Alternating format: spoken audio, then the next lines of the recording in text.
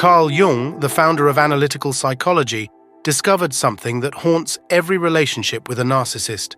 We all carry a shadow, the parts of ourselves we refuse to see. But inside the narcissist, that shadow holds a terrified child so deeply wounded that their entire personality exists to keep it buried. And that's why they can't genuinely love you back. Not only you, but no one, not even themselves.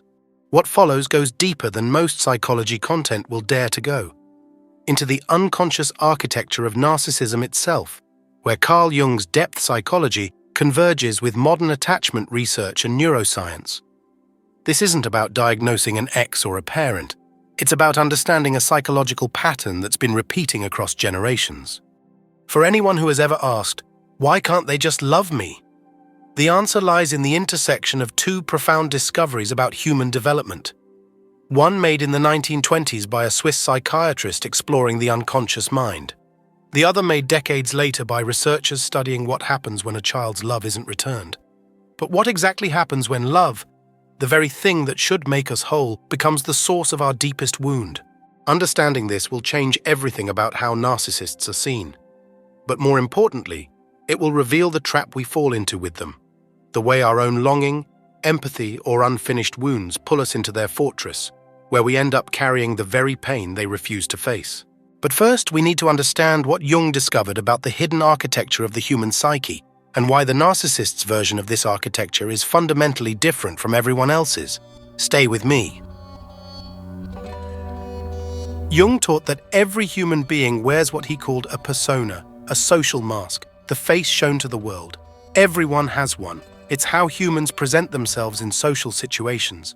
But beneath the persona lives something Jung called the shadow, everything that's been rejected about the self, the parts there's shame about, the feelings that couldn't be afforded, the child who was told they were too much or not enough. For most people, the persona is flexible. The mask can come off in safe relationships. The shadow can be integrated over time through what Jung called individuation, the journey of becoming whole. But the narcissist's persona isn't a mask they wear, it's a psychological fortress. And inside that fortress is a shadow so unbearable, so filled with shame and terror, that their entire personality is organized around one mission: never let anyone see it, not even themselves. And here's where the trap pulls us in. When you're close to a narcissist, you don't just see a mask, you get lost inside their fortress. You keep searching for the real person, but all you find are walls. This leads to a crucial question. What is so unbearable, so dangerous, that their entire life is built on never letting it be seen? Jung identified a specific archetype that holds the answer, one that explains why narcissists seem perpetually stuck in a state of emotional childhood. That archetype will be revealed in the next part. Stay tuned. Jung identified an archetype he called the puer aeternus, the eternal child. It's the part of the psyche that refuses to grow up, that lives in fantasy, that demands the world revolve around it. In healthy development, humans eventually outgrow this archetype. They learn disappointment. They learn they're not the center of the universe. They develop what Jung called the mature ego, the part that can hold paradox, that can love imperfect people, that can tolerate reality. But something happened to the narcissist in childhood, something that froze their development. They got stuck in the pure, the grandiose, entitled, magical thinking child. And here's what most people miss, that grandiosity isn't confidence. Jung would say it's compensation. It's an inflated ego that exists to protect a deflated one. A child who felt utterly worthless inside. But how does a child become so frozen that even adulthood can't melt the wound? Now, Jung was brilliant, but he was writing in the 1920s before childhood development was understood the way it is today. He could describe the shadow and the frozen child within it, but he couldn't fully explain how this freezing happens. He couldn't explain the precise mechanism that creates this psychological fortress. That explanation would come 50 years later, from researchers studying something Jung had never systematically examined. What happens in the critical first years of life when a child's emotional needs go unmet? What they discovered didn't just echo Jung's insights, it revealed the biological and relational machinery behind the very wound he intuited, but could never fully explain. In the 1950s, British psychologist John Bowlby began studying children separated from their mothers during World War II. What he discovered would revolutionize psychology and confirm Jung's deepest intuitions about early wounding. Bowlby found that children don't just need food and shelter, they need emotional attunement. They need someone to mirror them, to see them, to respond to their distress. He called this attachment, the emotional bond that teaches humans they're safe, they're worthy, and they matter. This was the beginning of what we now know as attachment theory, the discovery that reshaped psychology forever. When that attachment is secure, children develop what psychologist Mary Ainsworth called a secure base. They learn that love is reliable, that others can be trusted, that when they're hurt, someone will come. But when that attachment is disrupted, when parents are neglectful, emotionally absent, narcissistic themselves, or abusive, something devastating happens. The child develops what attachment researchers call a disorganized attachment pattern. This is where Jung's shadow theory and modern attachment science converge, telling the same story from different angles. Then comes the haunting question. What happens when the very people you depend on for survival are also the source of terror? Disorganized attachment is psychological terror. It happens when the person who's supposed to be a safe haven is also the source of fear. When a mother is both comfort and threat. When a father both loves and humiliates. The child's nervous system gets caught in an impossible bind. I need you to survive, but you hurt me. I have to attach to you, but attachment means pain. This is what Jung's shadow holds in the narcissist. Not just shame, not just inadequacy, but this. The raw terror of needing love and fearing it at the same time. The terror of attachment itself. The child makes an unconscious decision. If I show my real self, my needs, my vulnerability, my fear, I'll be rejected, or worse, annihilated. So they do what Jung described. They split off that vulnerable self, they bury it in the shadow, and they construct a persona, a false self that's everything their caregivers wanted or everything their caregivers weren't. Detached, needing nothing, needing no one, then grandiose, superior, untouchable, and finally, controlling. Because control feels safer than being seen. And as we can see, real love has no place here. But is this just psychology? Or does the brain itself carry the scars of this wound? Neuropsychoanalyst Alan Shaw's theoretical work emphasizes how early attachment trauma affects the development of brain regions responsible for emotional regulation and empathy. Modern neuroimaging studies support this, showing structural differences in areas like the anterior insula and medial prefrontal cortex in people with narcissistic patterns. The anterior insula is critical for empathy and emotional awareness, the ability to feel what others feel. The medial prefrontal cortex is central to self-regulation, processing social information, and understanding others' perspectives. Research shows that in people with narcissistic personality patterns, these regions often show reduced grey matter volume or altered activation patterns. They quite literally have a diminished capacity for empathy, emotional regulation, and genuine interpersonal connection. This isn't an excuse, but it is an explanation. The narcissist's brain wired itself for survival, not for love. What Jung called the shadow, the rejected, unfelt parts of the self, finds a parallel in modern neuroscience's understanding of how early trauma affects these critical brain regions. Both frameworks point to the same reality, parts of the emotional self that cannot be accessed, felt, or integrated. Which leaves us with the hardest question of all. If the very circuits of love and empathy don't fully form, how could they ever give you what they never had? If you're finding this breakdown helpful, subscribe now, because the second half goes even deeper. Stay with me.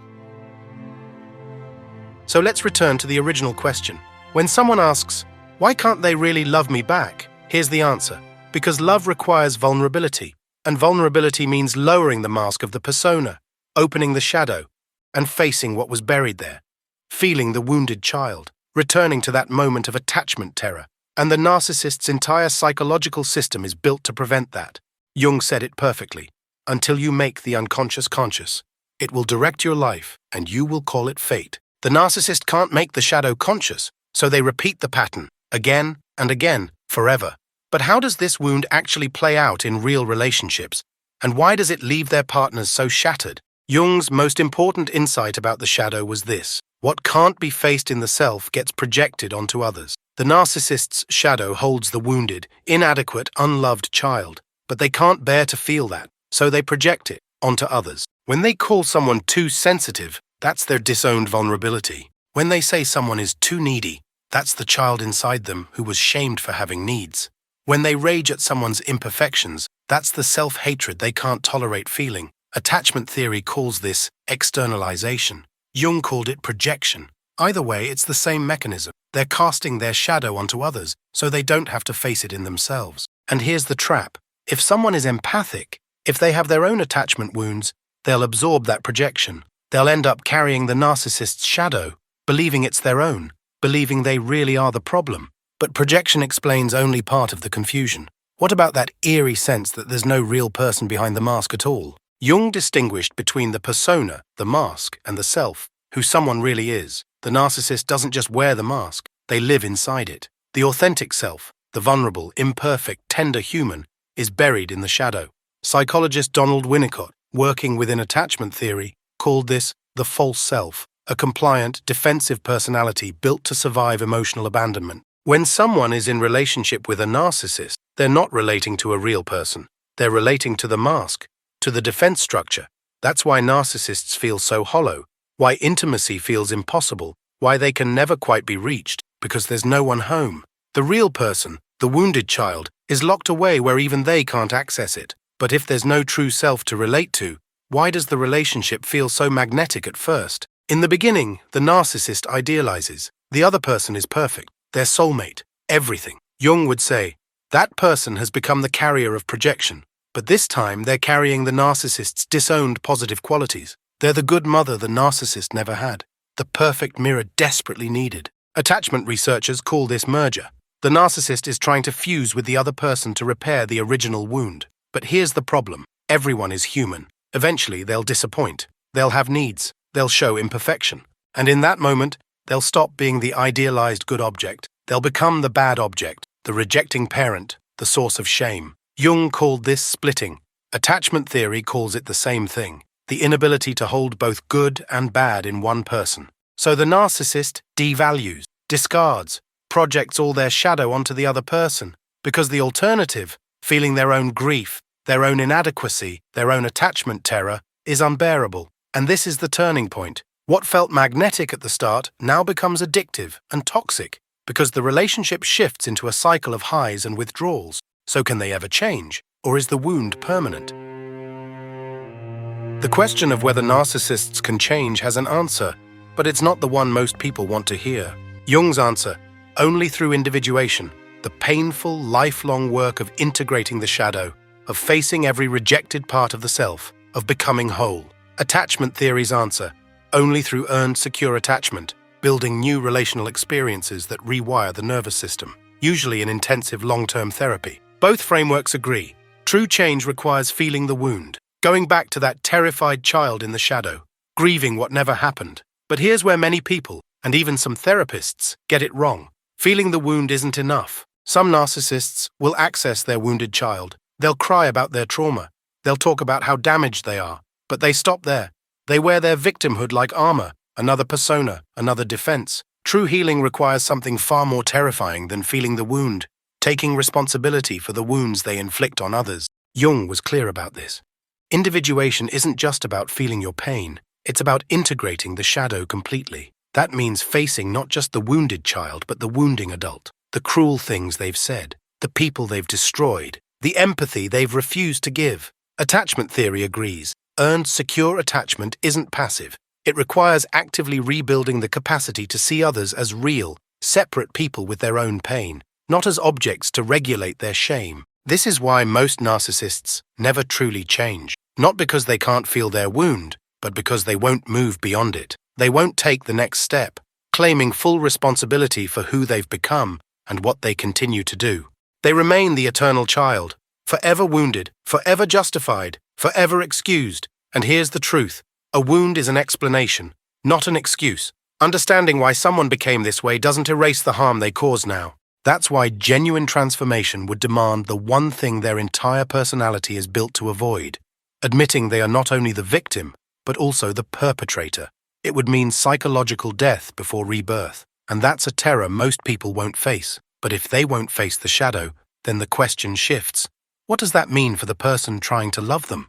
Understanding this, really understanding it at the depth explored here, is liberation, Not because it excuses their behavior. It doesn't. But because it frees people from the question that keeps them trapped. If I just loved them better, would they change? No. No one can love someone out of their shadow. No one can attach securely enough to repair another person's disorganized attachment. That's their work, and it requires them to face what they've spent a lifetime avoiding. Jung said, "The most terrifying thing is to accept oneself completely." The narcissist cannot accept themselves, so they cannot truly accept anyone else, or love them, or see them. But others can do this work. Real individuation work. That means facing their own shadow, not just the narcissists. The part of them that was drawn to someone emotionally unavailable. The wound in them that resonated with the narcissist's wound. Jung would ask, what in their unconscious made this dynamic feel familiar? It means what attachment theory calls differentiation. Learning where they end and the narcissist begins. Building boundaries not from anger, but from self-knowledge. Understanding what's theirs to carry and what isn't. It means breaking the empath-narcissist pattern, because empaths who don't integrate their shadow will unconsciously seek another narcissist. The psyche repeats what it hasn't resolved. The narcissist remains the eternal child, frozen in their fortress. But the empath can grow, can integrate, can individuate, can choose wholeness over familiar wounds. That's the gift hidden in this devastation, the freedom to finally choose themselves. Carl Jung spent his life exploring the unconscious, and what he found was both terrifying and hopeful. Everyone walks around with parts of themselves they've rejected, shadow material, wounds that haven't been integrated. The difference is, some people turn toward that darkness.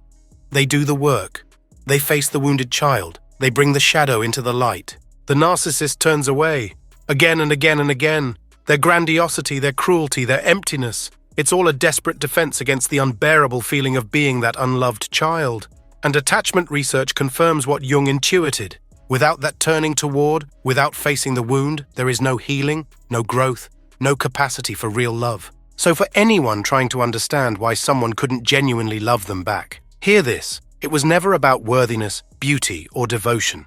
It was about a child who learned love was dangerous and built a fortress so strong, even they can't get out.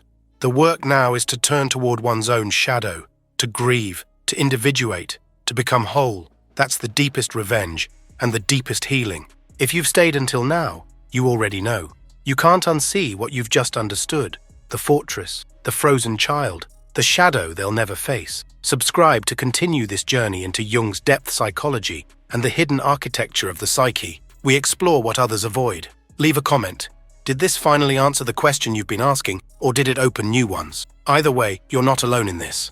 And if someone you know is struggling to understand a narcissistic relationship, share this video. Sometimes, understanding is the first step toward freedom. The path of individuation is lonely, but it's also the only path to freedom. And here, we walk it together. Until next time, keep turning toward the light, rare soul.